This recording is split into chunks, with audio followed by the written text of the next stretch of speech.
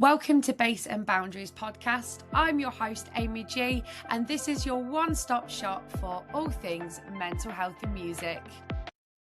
Hi, everyone. Welcome back to Base and Boundaries. Today, I'm not speaking to a musician. I'm speaking to a comedian who I've followed online for quite some time.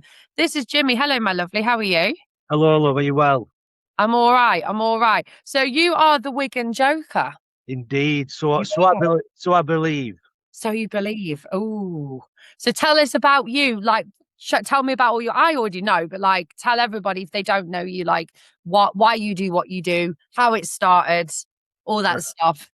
I'd say the main reason is like a personality disorder. You know what I mean? Like severe mental illness. Started out creatively in my early 20s, writing songs, doing music, pursuing record deals and things like that. You know, that kind of didn't work out, but so that kind of took me right through my 20s briefly. And then about the age of 33, I thought this is not going to happen. So I was then a bit like, what am I going to do? I've invested so much of my time and my life into music. I was kind of in free fall for a while, and it's like I literally didn't know what to do. But if you're a creative type, you need a creative outlet, because if you don't have that, you get trouble. Then your head falls off. Yeah. And I remember thinking, in places of work and at school, people said, "You're funny, you should be a comedian." Now, I never ever had it cross my mind I wanted to be a comedian, because it's just, I came out with alleged witticisms, and I've never ever thought about that. So I thought, okay, then let's see how funny I am. And it was never the intention to pursue it as a career or whatever. And it was just, so I went on the internet. This is pre-Facebook and pre all that. So there was forums. You had your old-fashioned forums, and you'd find a comedy forum, and how do I become a comedian? And the answer I got back was very simply, it's a baptism of fire, and also you jump into the sea and drown. There's no back way into it. You have to stand on a stage in front of a microphone and either make people laugh or not. Anyway, this bloke invited me down to his comedy night in Wigan, and I went down, and he said, "Luke, do you want 5 minutes on stage next month?" And you know them situations where and half of you saying "fuck this" and the other half saying "we need to do it." So the words just came out my mouth. Anyway, I cobbled 5 jokes on a piece of paper, and word got out that I was going to do stand up. And the girl I was with at the time thought I was going to die on stage. On stage means do shit. Yeah. My friends at the time came to see this, and quite a few people came to watch a car crash. And I expected a car crash, and for some reason, I didn't. It really worked, and it was the best feeling to this day I've had on a stage. It's like they talk about when you take drugs, your first high. That was the first high. You know what I mean? There was no feeling like it. That waves of mass approval. You know what I mean? And because maybe if you're a creative at some point, or you're a performer, at some point people have ignored you. Your dad didn't take you on, or your teachers didn't take you on. You were close to your mum, and so you get income some deficit. Yeah. And then I was away, kind of thing, and it didn't take me that long to get into trouble, being politically incorrect and all that. But I've always had a ambivalent relationship with it. I love it, then I hate it, then I want nothing more to do with it, and I'll do it. And even now, I mean, recently I did some gigs back on the arse, and then there's a bit of a space between gigs. You think, you know what, I can't be asked. So there's that ambivalent thing with it of I do it, I love it, and I don't do it, I don't care about it. So it's just a creative. It's just a creative outlet. But I like. I'll shut up now. I feel like I'm talking to you. Oh, you're fine. That's the whole point. No, you're good. You're good. So when you was on the stage, then, like, was you expecting to fail, but then it pretty much paid off? I didn't know what to expect. It's just kind of like I think everybody in their life, my theory, should try stand up once. Then you've got a reference point. Saying if you're at work and you need to do a presentation, or you do, I believe you do public speaking. I do. You know, so I think if that comes up in your working life or any part of your life, you could always say, I did stand up once, I'll be able to do this. You know what I mean? Kind of I thing. do, yeah. In answer to your question, I expected to just bomb, but in life you have to take those gambles, don't you? You can't just be in your little square saying, well, as long as I stay here, I'll be safe. But you have to put yourself in these situations, and I've been in some horrific comedy situations. I mean, I did and people are cruel and ruthless. And I remember not long after my mum died, I did a gig on a barge Oh, wow.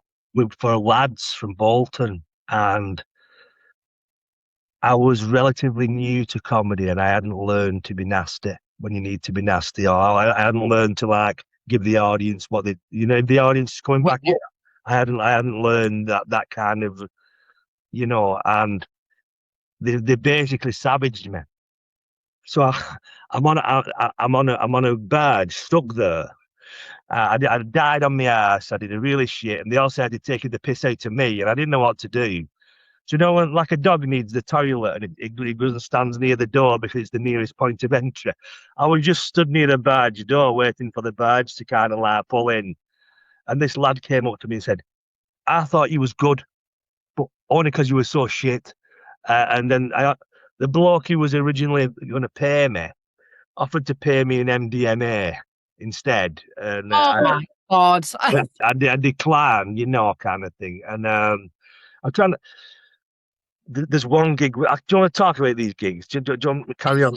You Yeah, talk about what you want. yeah.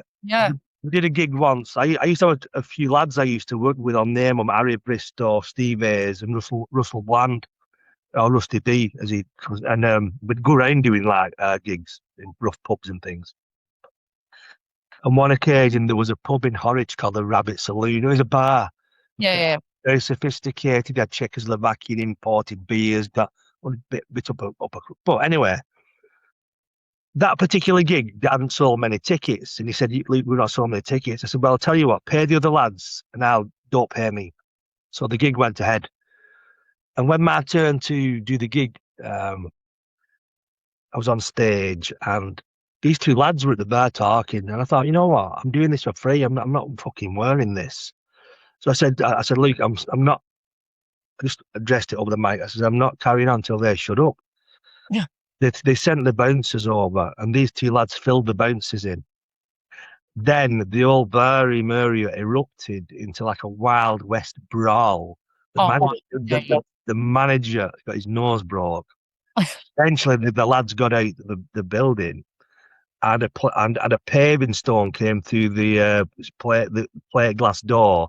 There was a carpeted glass. The Indian gangsters from next door came in looking for the lads. Or the police came in. So by the time we left that venue, it was a fireman outside kind of thing. Oh my God! But these are the gigs, I mean, these are the stories what you have kind of thing. It's a kind of been a wild laugh, but it really gives you a thick skin when you're there and there's people shouting across, who the fuck's booked him is rubbish, and it's quite a like a masochistic and perverse thing in a way, because I grew up very shy with no confidence. That never leaves you, but you learn how to deal with it. So when you're putting yourself in these basic situations of public humiliation, you know what I mean? It's quite bizarre, and I mean, when I first started, obviously I just told you I did well, so I thought it was good. I mean, I got a bit full of myself, like I'm the king of comedy, and I still only had 5 jokes on a piece of paper. I've got 6 now, but the thing is, like, I went to this upper crust place called the Brinsop Arms near Horwich again, and I went up on stage and I did my 5 jokes, and each one of them evaporated into thin air. Uh-oh. And instead of having in the nice So having Jimmy O'Neill, good night. I stood on stage like a prick and started abusing the audience because I'd done King Gong at Comedy Store. It's very confrontational. Yeah, of course. The audience. So I took this to like a serene middle class audiences with money. I usually hard work because it's like entertain me. You know, yeah, yeah. Oh, what is this? You know, Yeah. you know who I am. Anyway, and this old fella said, I paid £5 for this because it was like 20 years ago. And then I started off having a go at everybody. And the compere came and dragged me off stage. And he said, what are you doing? I said, well, this is what you do at Comedy Store when the audience is at. He says, like, the venue owner is livid. He says, you've got two choices. You can leave now, but if you stay, I'm going to have to apologise on behalf of you and your act. Well, like a dickhead, I stayed. And the subsequent comedians on after me took the piss out of me. And it was humiliating and devastating psychologically. And it did me for about 2-3 months, that, you know, and it took me a while to get over it, but it was a blessing because now I know I would have to go far out my way to get to do that badly again. But with the experience I've got now, I won't care because you realise it doesn't fucking matter. You know, when I lost my mum and dad, and you realise in life what the important things are. So if I go into a room now, some people don't laugh at me. It's like, who gives a fuck? Who cares? Yeah. You know what I mean? You take your money and you go, or they decide not to pay you, whatever, you know. But yeah, but it's a very interesting. It all happened purely by chance, really. There was no design, and that was the same with the Wigan Joker thing. That kind of happened. Just happened. Yeah. I was always very much, when mobile phones first got cameras on, I was a purist. And I thought mobile phones should be phones and they shouldn't have cameras on and they shouldn't have a video on. Then somebody give me a phone. And put that on YouTube. And then over time, it built and built and built. And, you know, and it's not massive now. I've got 40,000 on Facebook and 8,000 on Instagram and 20,000 on TikTok. So it's not massive, but it's all right. You know what I mean? But it's all accident, really. I suppose, like, and this is something I tell other people as well, like, don't hone in too much on like following count. Go on by your reach. Like, who are you reaching?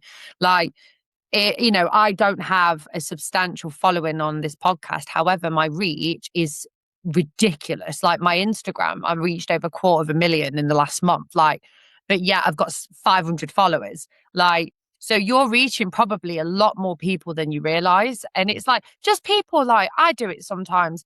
They might have seen a video of you like 10 years ago and you just popped in their head and they'll go, what was his name? Oh, yeah. And then they'll look you up and then they'll be like, oh, yeah, I remember that. And I suppose that's like the beauty of it, isn't it? Like, but I think like with your sort of like those stories, it just proves, doesn't it, that in any industry, especially in like the creative arts and music and we all have to at some point mess up. I did it the other week. I interviewed someone and said their name wrong. And I was like, oh, mate, like, and they never corrected me either until after we stopped recording. I was like, no, you should have absolutely corrected me because I felt like such a tit. With your comedian stuff, like, who is the most, like, I say famous person you've ever worked with? Bernard Manning. I shared a stage with Bernard Manning. Are you old enough to know who Bernard Manning is? Like, you don't look like it anyway. But yeah, when I first started, this is all in the second book, this kind of stuff. But I bought Bernard Manning's biography, which incidentally was one of the reasons that I ended up writing my book. But we can get on to that.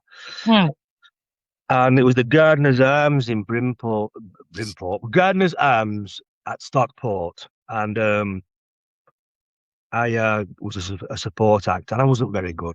I like I said, at that stage, I was reading jokes from my paper. It took me a long time not to. And Bernard Manning used to arrive at the venue 5 minutes before leave straight away, which is the right way to do it. Yeah. I was gutted because I thought I could hang about with Bernard Manning and talk to him, and that didn't happen. It was a very intimate, small gig.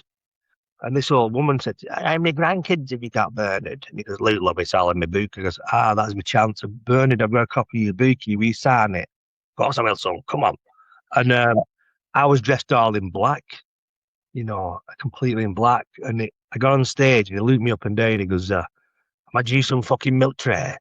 You know what I mean? And so he signed my book. I said, "Will you sign it to Jimmy? Get fucked, love Bernard." I've still got it, but Oh, I love that. but I've met quite a few famous people. I mean, I was on a reality TV show with Rod Stewart's daughter called Living with Kimberly Stewart, and No way. I got drunk with Rod Stewart in a private room in a millionaires club in London, called Shoreditch House, and that was fucking wild.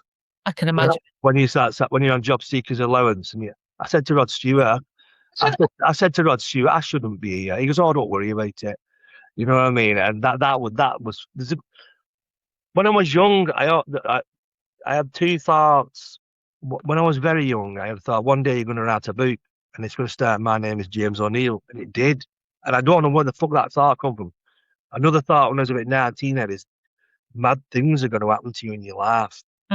And fucking hell, it's like I ended up on a reality TV show where on that show I ended up fighting for real with a band called the Towers in London. I was we pole danced for Peter Stringfellow. Me and the paired us all up. It was the premise of the show was basically Kimberly Stewart had come to London. She had no friends, so they had to like find people about two people who could be good friends, but they would have to undergo a series of tasks, and every week there'd be an eviction. That's like this part. Yeah, like Big Brother kind of thing. Yeah. What was it called? Living with Kimberly Living with Kimberly Stewart. There's only remnants of it on the internet. I was going to say I'm going to look for it. I'll send you the fight clip. The fight clip is on. Oh my god, that's so funny. I'm a lot more handsome and thinner then, so you probably won't recognize me, But yeah, that was a wild experience, and I ended up going to the premiere of the Bourne Ultimatum with Kimberly Stewart, right? And and we went on the red carpet, and I felt like a rabbit in the headlights. There's all these cameras going out. Yeah. The photographer, the paparazzi, if you want to call them that, was screaming at me, "Get the fuck away from her! Fuck off! Fuck off!" Because I was devaluing the pictures. So it was fucking. It was literally a wall of all the flashing lights and "fuck off, get away, fuck off." And it's like because I was rude. So, and also she came down the red carpet with me. We went into the reception of the Odeon at Leicester Square. Yeah. And they said, "Right, Jimmy, have a good night." And she fucked off at the back door into a Range Rover, because that's what a lot of celebrities do. You'll see them attending events. It's just called working the red carpet. It's just where you column inches, if you want to call it that. So you see a lot of them. They're going in the red carpet, fuck off out the back door, and go to fucking I don't know, Weatherspoons or something. I was going to say go to Spoons. Go to fucking the spa, get the bits in, you know what I mean? But bits from Waitrose, like. So I was there, and I was there, sat in fucking watching this film on my own like a pedo or something, you know what I mean? And it's in fucking. I thought, well, this is fucking shit. So yeah, and I thought, it's like, and what is this? Oh, that's actually learned. Wow. What? Another thing I'll tell you about reality TV, it's not real. Most of it's scripted. You know what I mean? You probably know that yourself, but yeah. Reality per se, whatever, is not very interesting. Today I might just potter about the house and make a bacon bam cake. You know what I mean? So if that was being filmed, you know what I mean? So they would have to like make a brick come through the window, or a long lost relative from Australia knock on my door, or they have to pepper it up, and there's a thing in television, you probably know this, called the great god of editing. They can make you look fucking horrible or great. An example, they made me look better than I was, because I was always respectful with the crew. I was always sound with the crew. Now, one of the tasks on that show was they took us to Mossimans Food Academy in London, where all the chefs, the proper, I forget what it's called.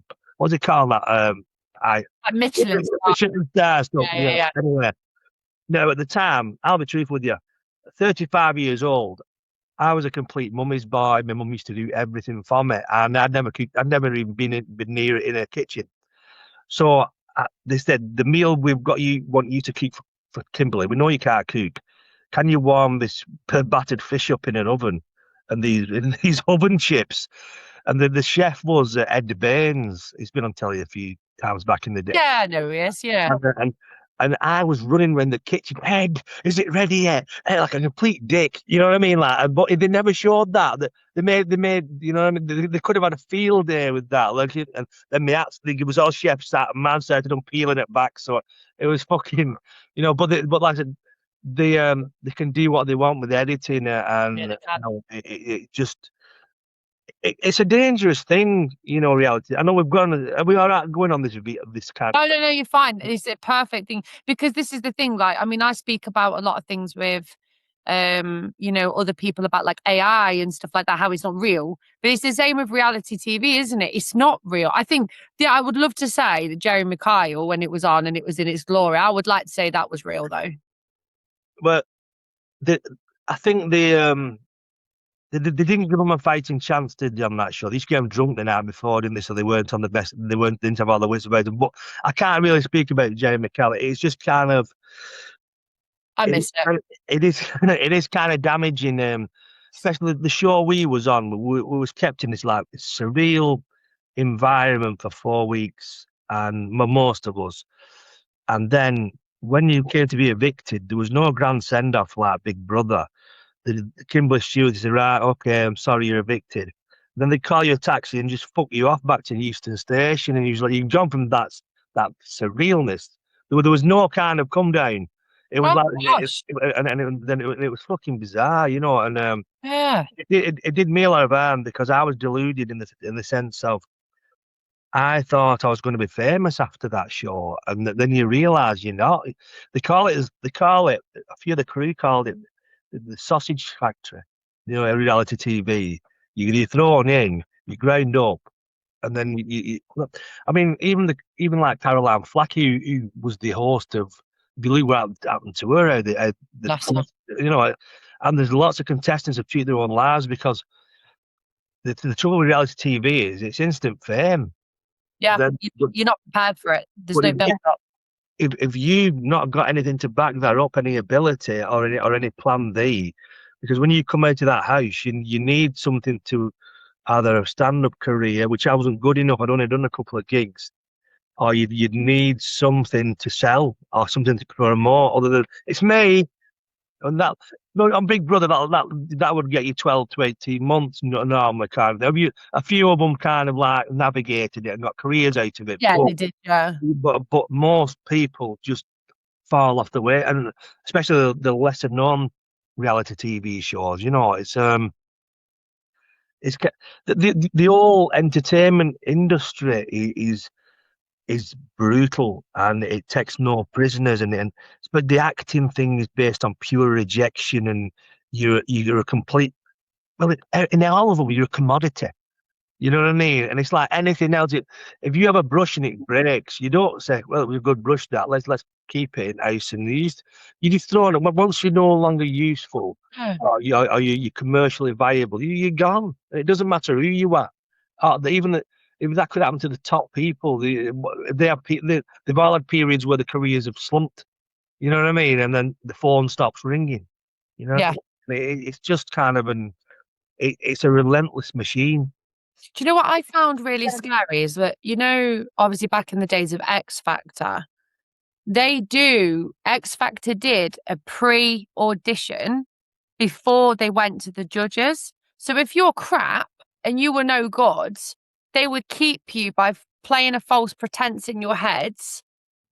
Do you know when I came out of that show? I mean, I can sing. Like I said, my first job, my first thing endeavor was music, and when I came out of that show, I was applying for every reality TV show. Really?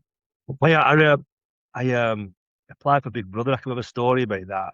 You'd have been good on that. Well, You'd have been good on Big Brother. I got through to the second round, and we'll come back to the X Factor thing in a minute. Yeah.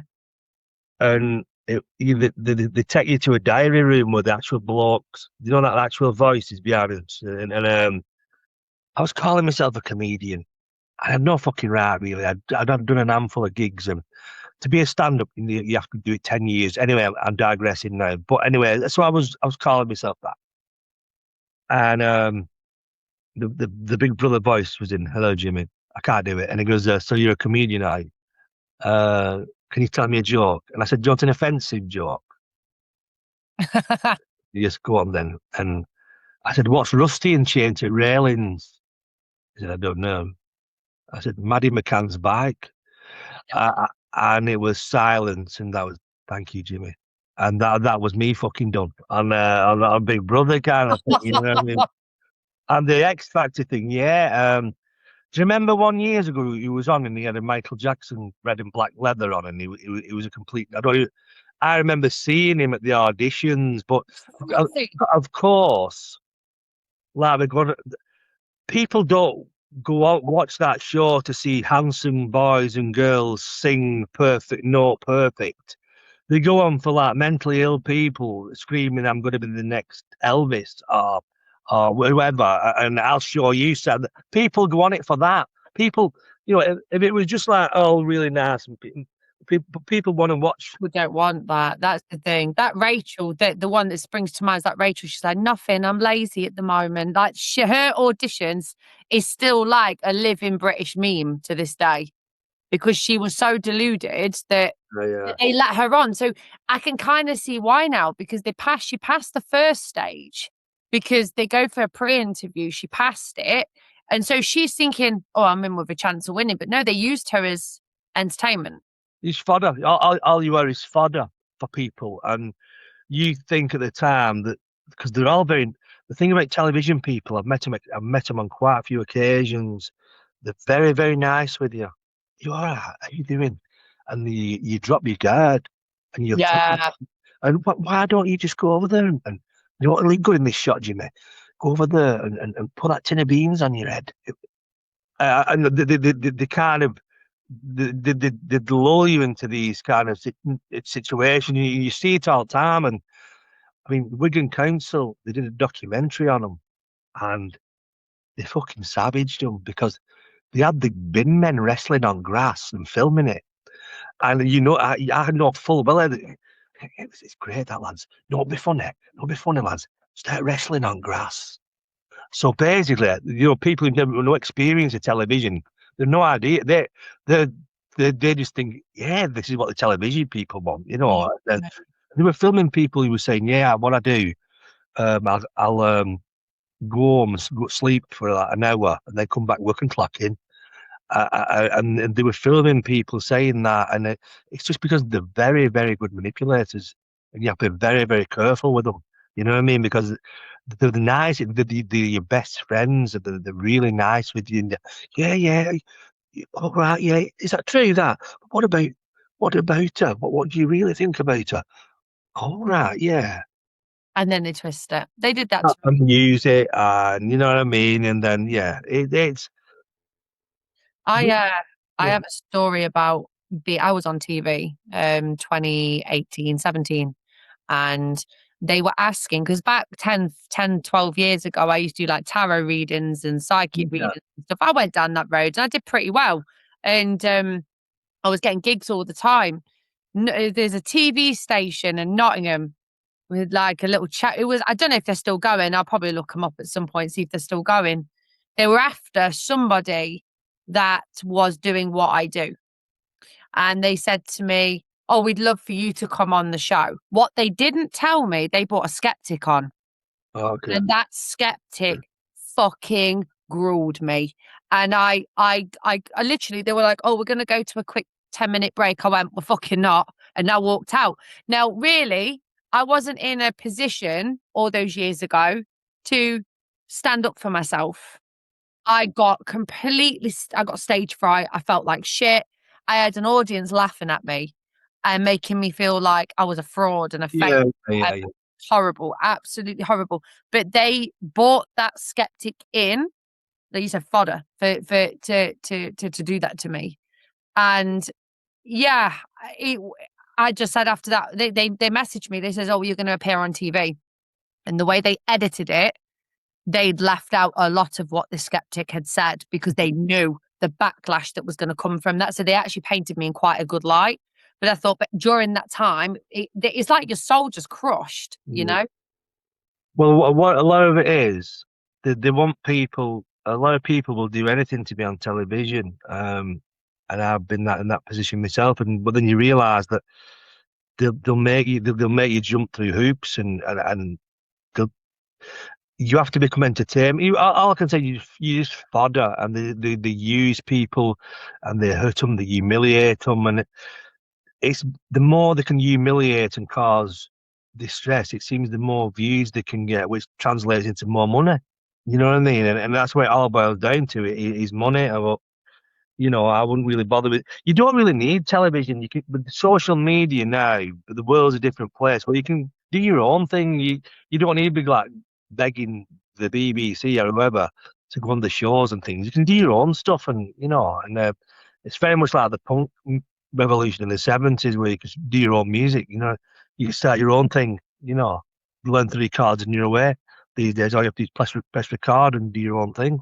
So, what about then in the comedy world? Is there a sense of community? Because, I'm in like a music community, and it is really close, like very close, and everyone supports each other and bigs each other up. Is it the same in the comedy world, or is it quite competitive? There's cliques. Yeah. It's a series of cliques, and I never fitted into any. I never fitted into the alternative clique. I was too much for them. And I think with the mainstream, the older comedians, dare I say, a lot of them knew how good I was. So why would you want competition? Why would you want younger competition? But so I've all my life, because as I grew up, my dad always made me feel like you're different to other people, but not in like a special way, just like you're an outcast kind of thing. So I've always had that mindset, and I'm very uncomfortable with joining groups or becoming part of organisations and things. So You get like a sense of, what's the word? Imposter syndrome. yeah, you get. I'm plagued with stuff like that. But in answer to your question about that, there is cliques, and if your face doesn't fit, your face doesn't fit. Oh yeah, I know You that. know what I mean? It's kind of like, and my face never fitted. But to be honest with you, I did ruffle a few feathers. I just told people what I thought of them, and you know, Oh, about. same. Oh, I, I don't regret any of it. No, How things have turned out, I'd have done it all again the same way, because without sounding like some kind of tosser, I've been authentic. that's what. I've not kind of, You're not going out of your way to be a dick, but if you're telling someone about themselves, then that's absolutely fine. If that's the way I look at life, if someone's disrespected me, and then I tell them, look, you've disrespected me, and then they get offended by it. No, that's a you problem, yeah, because you're the one that's been a knob in the first place. And this is an argument I've been having recently, and it's something that I talk very openly about on my social channels, like showing up for yourself every day. And that is going to mean sometimes someone's going to get angry about that. But yeah, just know I don't care, I'm going to show up anyway, you know? yeah. What is that saying? If someone's trying to drag you down, it's because they're beneath you, that kind of a thing. And it's usually, I mean, I get a lot of, I don't know what you get with the troll situation. I get abuse regularly. I've had people threatening me saying, we're coming finding it, beat you up because they didn't find them, just because they didn't find me funny. It's bizarre, and so they're working with some serious projection. I mean, my book the other day got 1 star off this bloke, and then I clicked on his profile, and it's good. Every book is reviewed is give 1 star to. And What a sad little man. it's like they've nothing better to do, and all they're doing, they're so twisted inside.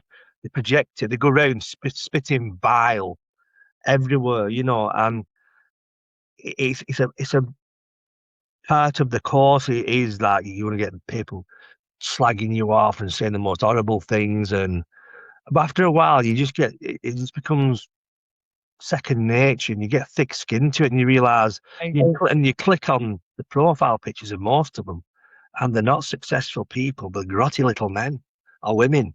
They're just grotty people who look like, in some piss stained old house, doing that old classic middle aged man selfie picture with the forehead and their eyes are on the line, You know what I No, mean? it's the one where the phone's like down here. Yeah. For the chin. Yeah, it's genius, isn't it? Kind of the lack of self awareness is like astronomical. But yeah, so you just ignore them, and let me go on to something I've just thought. You know, how long you'll last, whoever it is in creativity, be it film, music, social media, content creation, is how much you mean it and how much it is essentially you. Now, people might come out and say like, "Oh, I'll give social media 2 years, and if I've not got 7 million followers, Mm. I'm gonna pack it in." And they're wasting the time. A lot of these people, if your end goal of all this is fame, what's the point of that? You've just got a vacuous kind of transitory product that won't last long, and Exactly. it's not built on anything. But I mean, if somebody came to me and said, "You're never ever going to make anything of yourself," I'd still be doing what I'm doing because if I don't do it, I go fucking mad. Yeah, I'll still be performing, writing, and doing all this stuff because it's essentially me. And Mm. that's the difference between. I think that will give you longevity because it's what you do. But if you're just thinking, yeah, I'll get this going, a few years, I'll be as big as Joe Rogan and all that. That's the difference between various people who do stuff. If you miss it ultimately boils down to if you mean it or not. I think all creative people should ask themselves that. Be really honest with yourself. Is this really me, or am I just doing this for an end result of fame and fortune and notoriety? Because that won't get you anywhere. No, you're right. You're a creative yourself. When you create something, it's an amazing feeling. It's a priceless feeling. When me writing my book, it's like the best thing. It's been the hardest thing I've ever done, most frustrating. It's the longest, the most arduous thing I've ever done, but it's the most rewarding thing I've ever done. And even if it doesn't sell, even though it might never fucking be the best book in the world, like commercially, Mm. I've done it. And I'll shut up. No, because your book's here. I have it. I've not got a copy. I've not. Have you read any of it? I've read some of it, but I have to read. I read book. Me reading a book. It's because of my ADHD. I have to read Yeah. it in segments because otherwise I start skimming pages and I like to absorb it. But one thing I love about what I've read so far is the brutal honesty and the fact that you're partial to a few f bombs in there, and I love that because everything these days with books is so polished. You have to send it off to someone that's going to read through it and they're going to tell you can't put that word in there. You can't say that. It needs to be, arranged in a certain way. It's got to be palatable. And I'm like, nah, that's brilliant because it keeps you going because it's like you're having a conversation. You're like, I'm having a conversation with you now. It feels like that in the book as well. Like you're having you back and forth conversation and it works. So that's like honestly like, and I think that's the thing, isn't it? We're just living in such a polished, everything has to be perfect all the time. And I think like going back to what you said, especially about like when you're in this industry and what is the end game? And I sat and did my little policy on my board, like I've got like why am I doing this? I'm doing this to help people. I'm doing this because I want people that are like me, they've never felt like they fit in anywhere, to have that time to tell their story. Yeah. And if I get any fame out of it, brilliant. But it's not the end goal. I'd like to be successful. We all want to be successful. We all want to pay the freaking bills. Yeah. Yeah. But, Yeah. I had a choice. I quit my job or I stay in a job that I hate with staff members that didn't like me, or I leave and I take a gamble. And that's what you have to sometimes take a risk, don't you? You have to throw yourself into the sea and, like I said, sink or swim. You know what I mean? Because otherwise, you'll be living someone else's life. Working for someone else and that stuff You live like in that. someone else's dream, effectively. But getting back to the book, it's like it wasn't long after. I think it was about 3 years after I came off the reality TV show, and I was in quite a dark place. And I'd hit the buffers. In life, I'm fucked. I'm 38 now. There's nothing happening for me. I'm not going anywhere. And I say it in the book, but I think it's the best way of describing the style of writing. Yeah. Ernest Hemingway is attributed to a quote that writing is easy. You just sit by a typewriter and bleed. And that's what I did. I let all these years of shit and it was just one of them. So what you would call stream of consciousness writing. At the time, I left school at 15 with not much kind of grasp on grammar.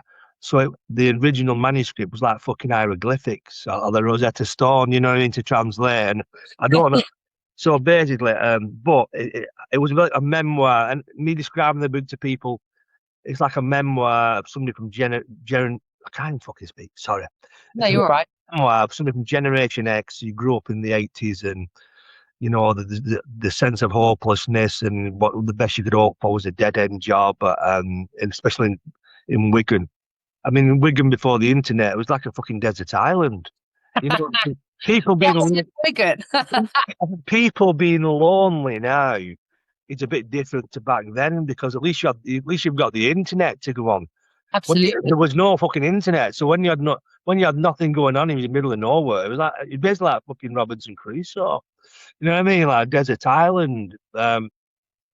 So there was a lot of kind of years of pent up anger and loneliness and hurt, and it all culminated in this book. And it's a story of, like I said, growing up in Wigan in a small town of in a dysfunctional, broken home with no future, and then the first part of the book goes to me being in a band, and then from on but this is the origin story of it all.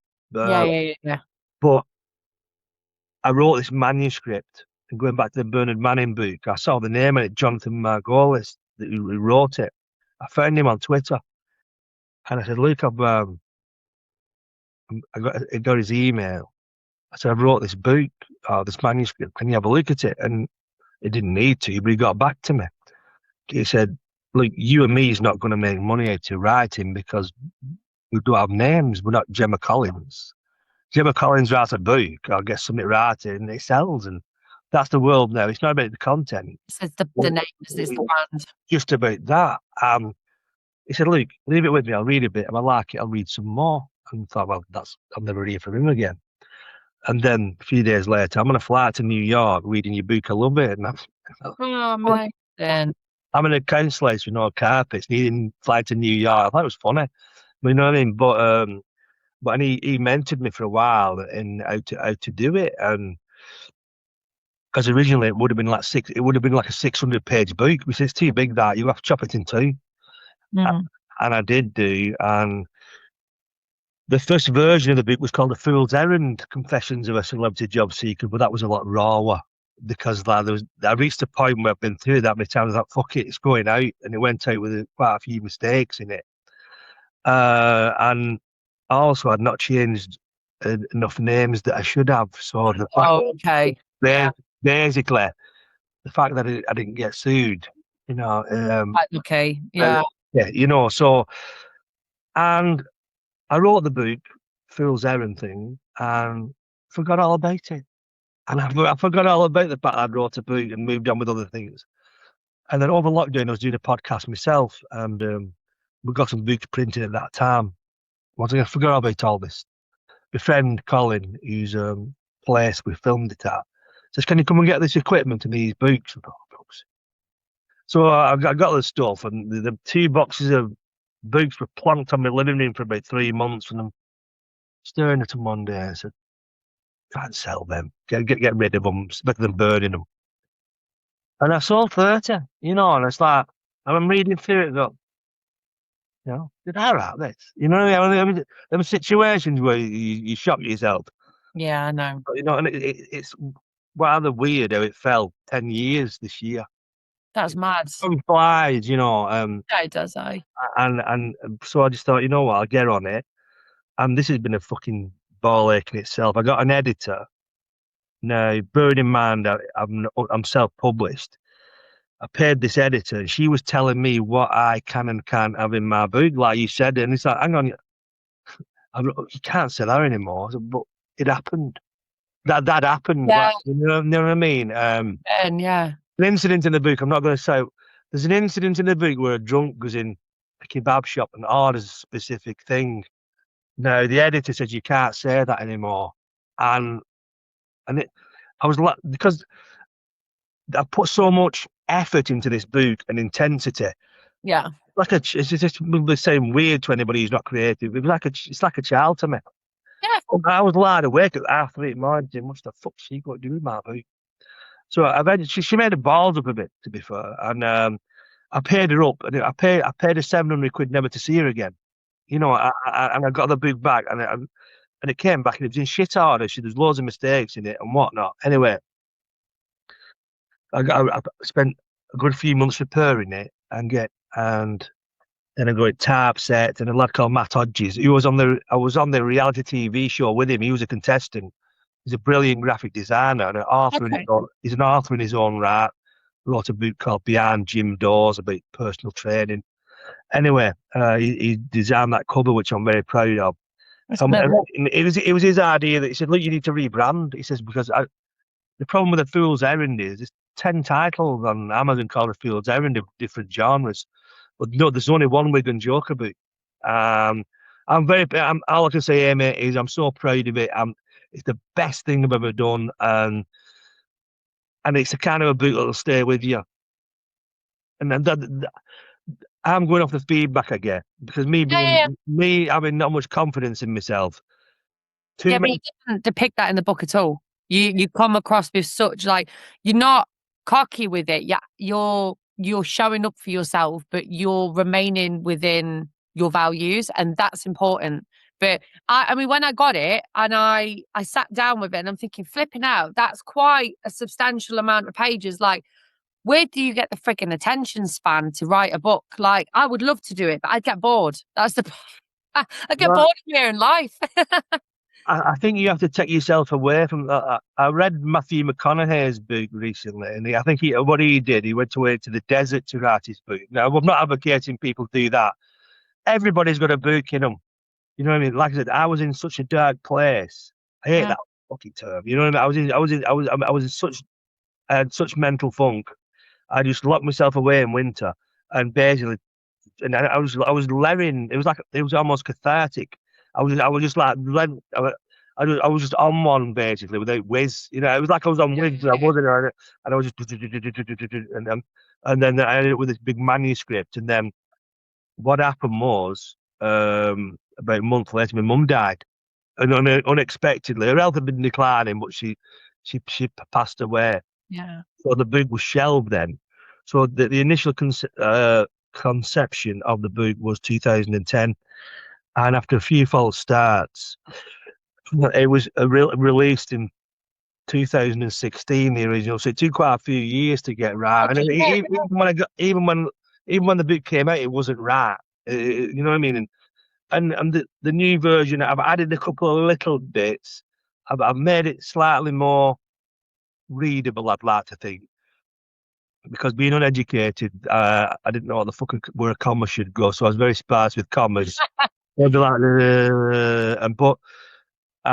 nothing detracts from the story. It's exactly the same story. You know what I mean? And I wouldn't touch it again. But yeah, I'm so proud, and I sold nearly 100 copies. And saying that, I've no publisher, I've no. Thank you so much for letting me on. That's all right. Very few people, like it's another podcaster like called Martin Suknick, Beyond Loyalty. He put me on his podcast. Nobody else would take me on, and you know, so it's nice that people have bought it, but not only that, they've enjoyed it. If you read if you read the reviews, and it's like fucking hell, you know, it's like that. See, this is the thing. It's not about money. When you're into, it's like the buzz of it is getting people saying this book isn't. That's where it's at. It's not about. I'd rather it be that way than getting some ghostwriter to write me a shit book and selling like 1 million copies. You know, you all right, you get the material reward, but you won't get the reviews. You won't real stuff. You won't get the creative reward, the buzz. I think I did that, and look, it resonates with people. A couple of people have said to me it's the best book they've ever read. Another thing is what's good. People who normally wouldn't read a book have said, I don't really bother with books, but I read yours and I really enjoyed it. Hopefully, that will start them reading.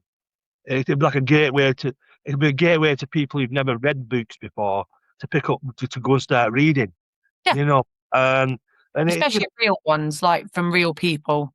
it's or just self-help shit. You know what I mean? But the thing is, it's just I think reading's an important thing to do in this day and age. I mean, I was an avid reader as a kid, and then these phones came out, and they fucked a lot of things up. And so this year, I forced myself.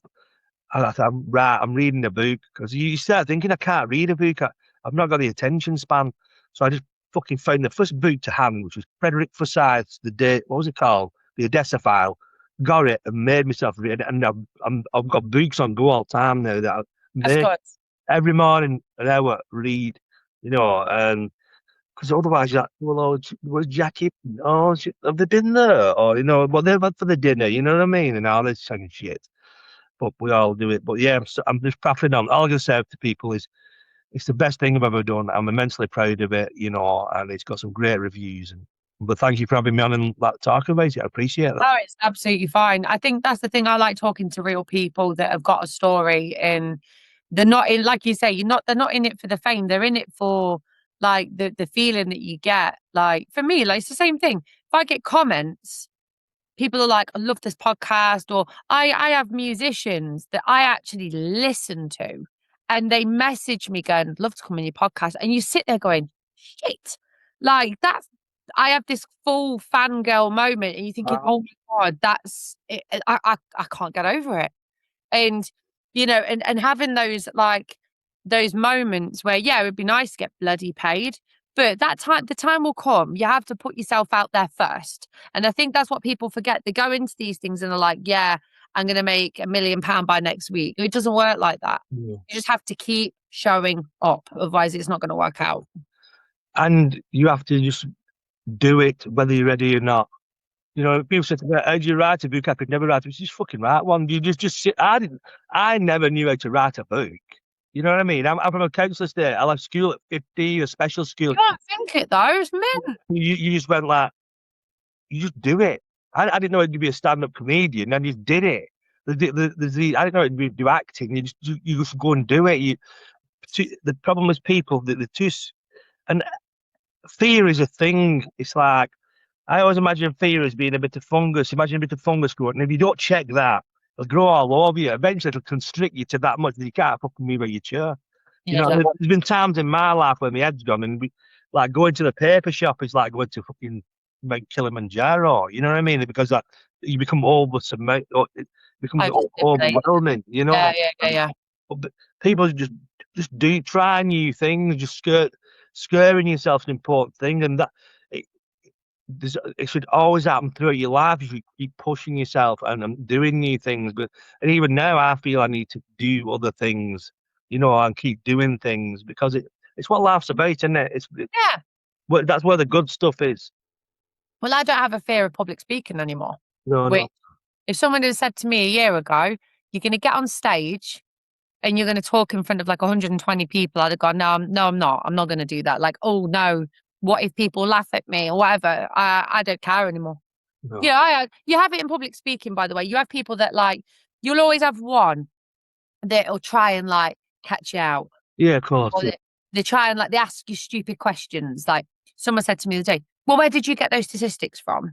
Well, I'm off the government website, mate. Like, yeah. I'm giving you statistics. I've got them off the internet. And that's the thing. You get these like, they're almost like hecklers, aren't they? In like the professional. I was just gonna say that's your equivalent to a heckler, isn't it? Yeah, and it's sat there like this. The difference is, though, sorry. The difference is, though, you can't say "fuck off, you prick." I don't. You can't give it up. You have to be polite and like give them polite and give. You can't give them what they want as much as you want to give them what they want, because they want you to snap. They want you to break. They want you to. I tell you what it was about. It was I did a presentation about like domestic violence and stuff, and being a survivor of it, and how that's impacted my life and all these things. And I'd mentioned about the statistics of how many kids get abused, women and men are victims of DV as well. And she was like, well, where do you get that statistic from? Yeah. As if it doesn't happen. Well, it does happen. Sorry. Hate to burst your bubble, but it does happen. Doesn't matter what gender you are. It does happen. Yeah. You're always going to get people like that, and like I said, they're the trolls, and they're more verbal trolls, aren't they? Verbal trolls, yeah. And you're always going to have somebody that makes you feel inadequate, but it's how you show up for yourself. I would rather someone do it to me where they don't like me. I'd rather than go, I don't want to talk to you because I don't like you. I'd have more respect for you than you tried to force a conversation with me. Yeah. You know, It says more. It says more about them, and the psychology of hecklers basically is people who want attention. Now I work this out, because it's a bizarre thing.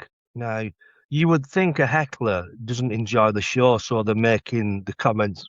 No, but many occasions I've had bad hecklers. They're the first person to run up to you and shake your hand saying, "I really enjoyed that." A lot of it, there's a lack of self-awareness, and they're part of the show. It's attention. You know what I mean? So the more followers you get on social media, the more abuse you get, and the more weird people, sticking their oar in. But it's like one of them, isn't it? We keep going, and it's all part of the journey. Oh, absolutely, it is. Yeah. So, if you was to give advice, I always ask this at the end, like to anyone that would maybe want to do what you do, like what advice would you give to that person? I hate to copy a famous trainer brand, but Do it. just do it. Yeah. That is the great advice. But not only that, keep going. Just keep just. It's the easiest thing in the world to say. It's the hardest thing in the world to do. When everything's falling down around you, or there's no hope in sight, and this too shall pass. You will get through it. You know what I mean? I'm 54 years old now, and I look back on many times in my life. We think I'm never going to get out of this, and you don't. It's so gradual. You could get a phone call, or something could happen in a split second to change your life. But the important thing is, if you're pursuing the arts, creativity, it's the hardest profession, and it's usually, and if it's meant for you, it's chosen you. You've not chosen it, kind of thing. As you progress through your journey, you will see over the years, you'll see many people fall by the wayside who didn't mean it, or were in it for the wrong reasons. And as soon as the wheels fall off, that's it. I'm done. I'm going to become a plasterer. I'm getting a job in IT now. But the most important thing is to be relentless and just keep going. And even if you're going at a slow pace, you're still going. And and not just for, I would say that for life, the whole arena of life, it is most important thing to just keep going and be relentless. And there's times when you can move fast. There's times when you can't move. When you move slower, but it's just that momentum of just keep going and keep having the faith that it will get better. Absolutely. No, I think that is probably like the most perfect ending to a podcast because it's so true. And everyone needs to go buy your book because I did. I paid for it out of my own money and I don't have no regrets. Thank you so much, Amy. Honestly. But you know what? Yeah. Thank you so much for having me on. I've enjoyed speaking to you. Thanks. And I wish you well with it all. Keep in touch. And Oh God, yeah, definitely. No. If you fancy that Costa, let me know. Thank you so much for watching. You can find me on all social media platforms at Base and Boundaries. Check me out on Burton Radio for the B2B takeover. And also, if you're in a position to support the channel, I would really appreciate it. You can find all the details in the description. Thank you.